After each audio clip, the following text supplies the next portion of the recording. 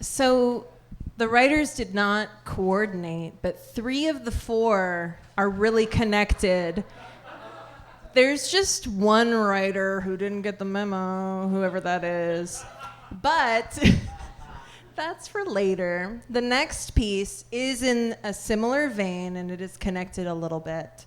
So when MGM needed to cover up the depraved lives of their most glamorous stars, they sent in Eddie Mannix, the fixer of Hollywood, a Jersey-bred, mob-associated tough guy who made problems go away. The next piece tonight is starring Jim Esham. It's really exciting. He's coming back to the stage after a really long time. And it's written and directed by Reyes. And it is called The Fixer.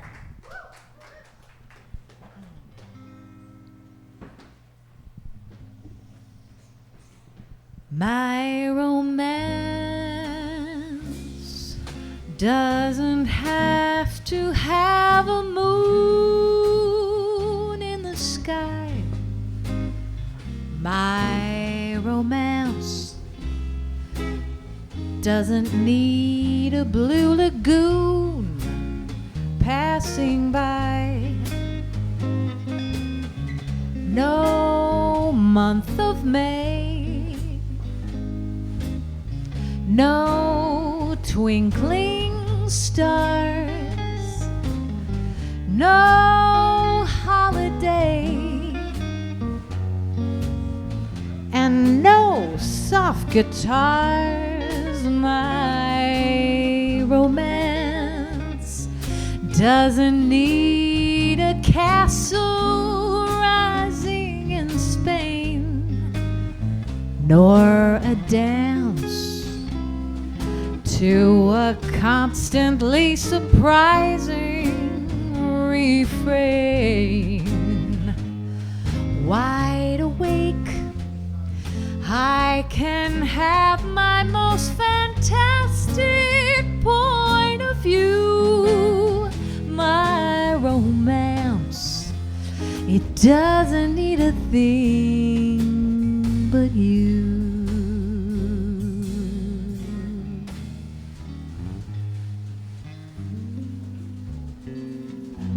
I might be dead now. Hi. I'm not confident that it's so. See, different ages, different times. People who can't be here now. People are dead. Trying to die.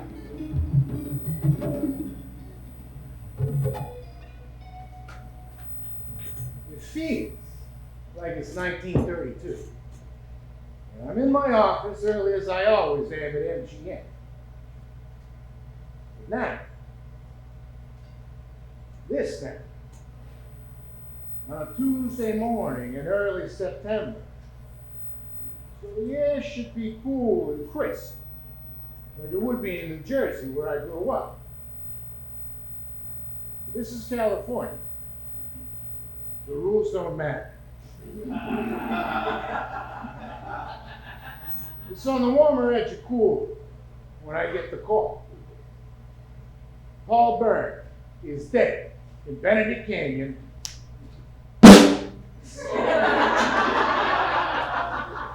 With a bullet hole in his head. And Jean Harlow is ripping upset. And this isn't even the most upsetting thing in her life.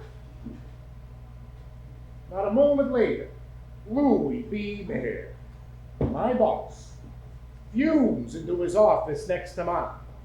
Bigger, higher, ostentatious.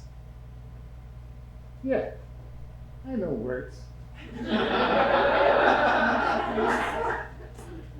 Mayer has hoisted his massive desk onto a pedestal, so people have to look up to it. Let that sink in for just a moment. This titan of the moving picture needs to build an apparatus to force people to look up to him. Studio heads are all petty little men. Mayor, Sandy, Emily, Jack Warner. They're disgusting. They line up 6 option girls across their desks and pop them off like balloons at the dart booth at Palisades Park. They're sick in the head. All of them. Always on fire like babies.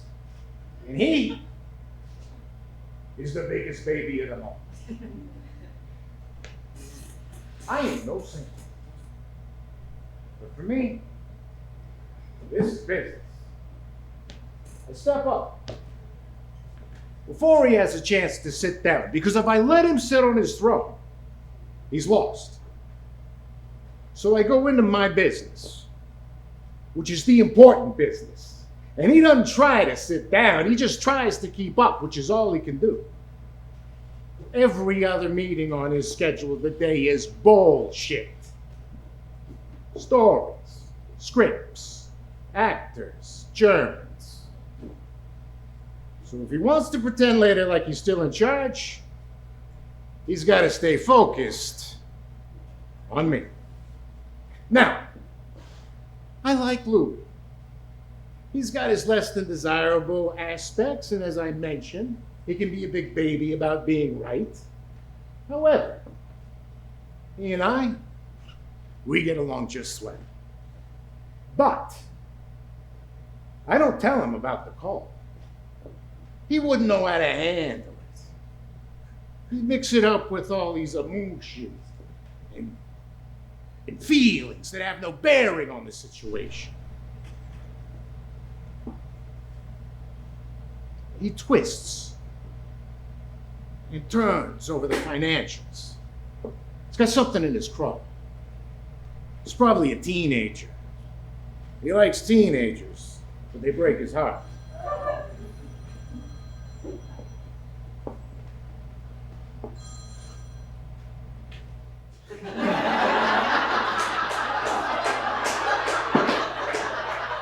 Now is not the time to tell Louis B. Mayer that Paul Byrne, director of Open All Night, will need to be replaced. Back before the picture started, there were no stars, only faces on the screen. The moving picture itself was the real star. So they could drink, swear, fuck, cheat, and kill. Be real animals like they are. You ever eat with an actor? It makes you sick. When the faces start having names, start having fans, we gotta start paying them what they're worth, and we can't dick them over quite so easy. They become a much more valuable asset, a commodity that needs to be protected. Those names needed to stay clean. I owe my entire career to actors being complete and utter fuck-ups and living. I fix things. Jean Harlow curves like a mountain road, but the curse of sex and death drips off of her. She makes my life hell. But look at her. Makes you want to give hell a break.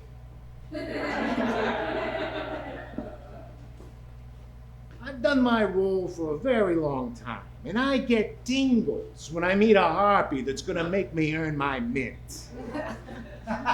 Jean Harlow wears bad press like a clingy dress slid up the leg.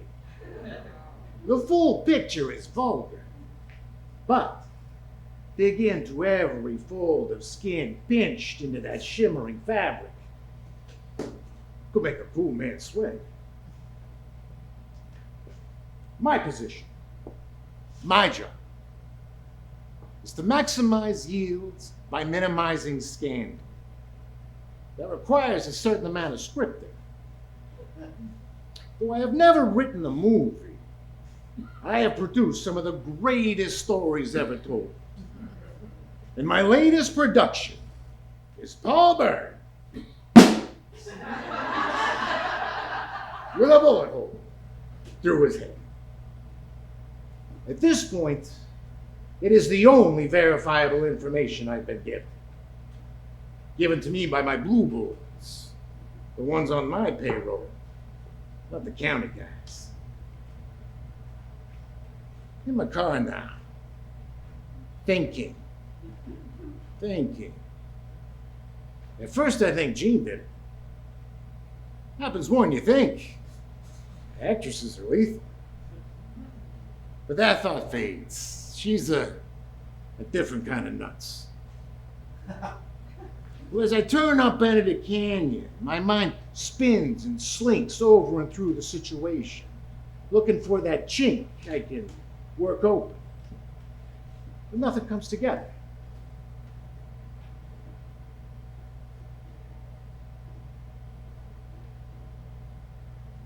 Before Jean Harlow, Paul Byrne was married to a bucket of misery named Dorothy Millette. Not in the ceremony. Common law. The state of California said they were married.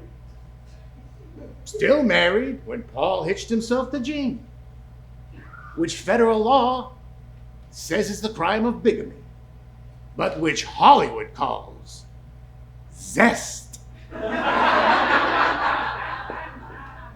Dorothy, her heart swollen with vengeful anger, reads about Paul and Jean in the trades, takes a bus down here, and puts a bullet right through Paul's head. It's a beautiful shot. Just beautiful. Bang! But that story not going to do it. We can't let the stink of bigamy contaminate our product. Can't let jealous fury and Jean Harlow share the same headline. Can't even hint at the disaster of a person underneath all of that blistering bleach. So, it's a suicide. Yes. Lately, Paul had been anxious about all those rumblings in his native Europe. And he never thought he was good enough for an angel like Jean. He'd been working too hard. His emotions too overwhelming to bear. Poor Paul. It breaks your heart.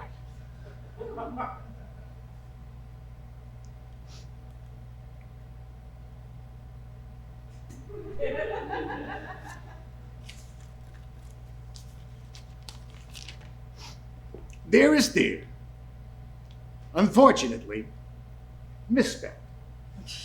I like those beautiful imperfections of the tortured soul. Makes things more real. This is the only way to make good the frightful wrong I have done to you. No specificity, see? It's like Jean knows, and nobody else. She's too mortified to talk about it. And to wipe out my abject humiliation, that was strict. Nobody uses the word abject. But Howard loves it. I love you, Paul. And added to the bargain, I think I got the idea from Jean, who was crying in the corner, but knew something had to be done. You understand that last night was only a comedy. You like that? He writes comedies. But she is still out there. Dorothy. Where she could get nabbed by the law. And not Los Angeles law. Unfriendly law. and in a moment of woeful regret, tell her story. Not the right story, my story. Mine and Strickling. Mine. Strickling makes poetry. I make decisions. So Dorothy Millette needs to go away!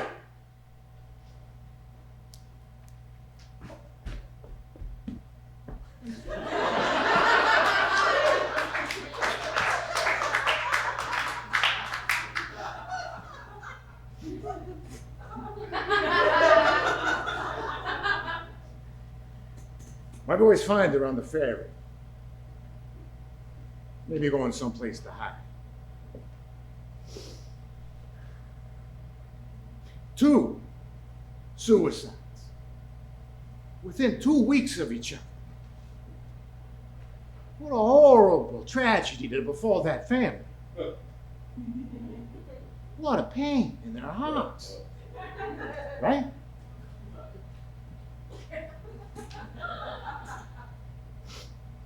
The cherry on the sundae. I thought it would be too much. But Strickling said they'd eat it up, which they did. Jean Harlow, mortified and swollen with compassion, pays for the headstone for the final resting place of Dorothy Millette.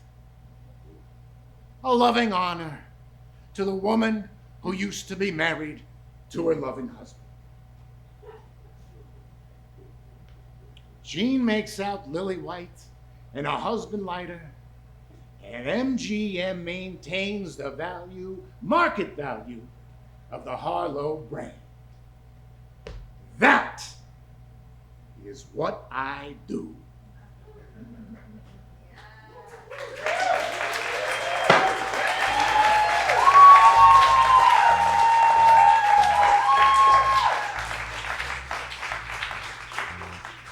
Yeah, I definitely did.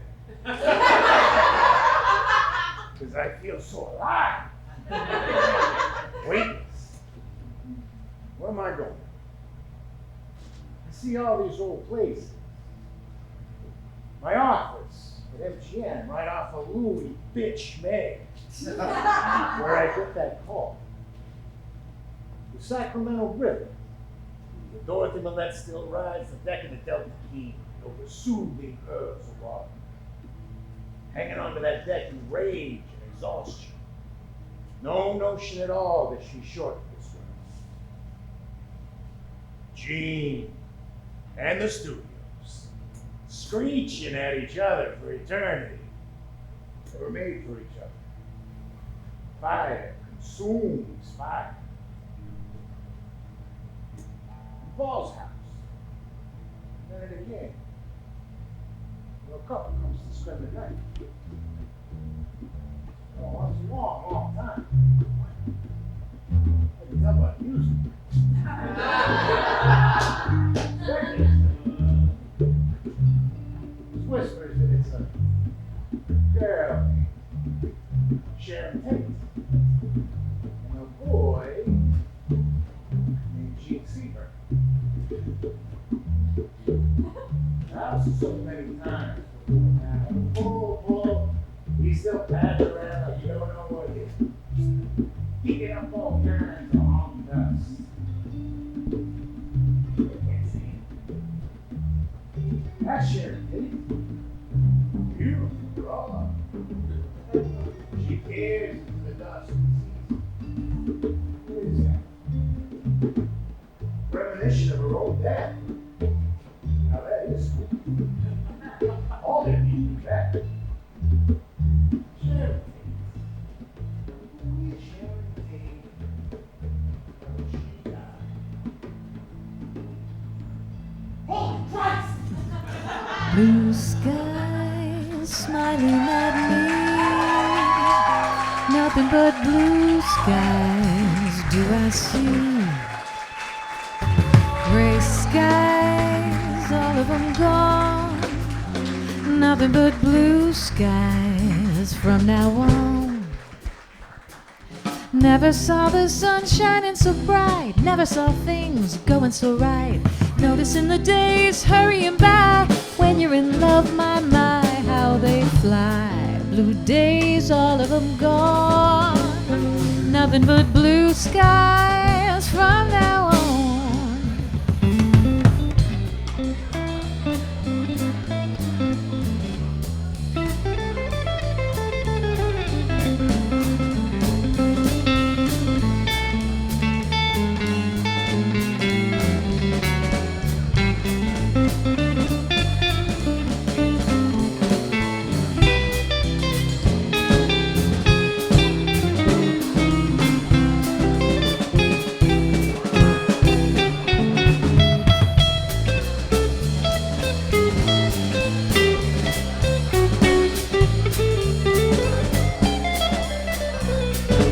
Blue skies smiling at me. Nothing but blue skies do I see. All those gray skies, all of them gone. Nothing but blue skies from now on. Oh, never saw the sun shining so bright. Never saw things going so right. Noticing the days they're hurrying by. When you're in love, my, how they fly. Blue days, all of them gone. Nothing but blue skies from now on. Nothing but blue skies from now on. Nothing but blue skies, blue skies, blue skies, blue skies.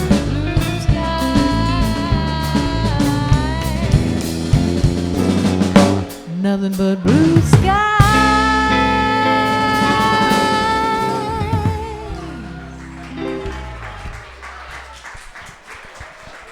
Right.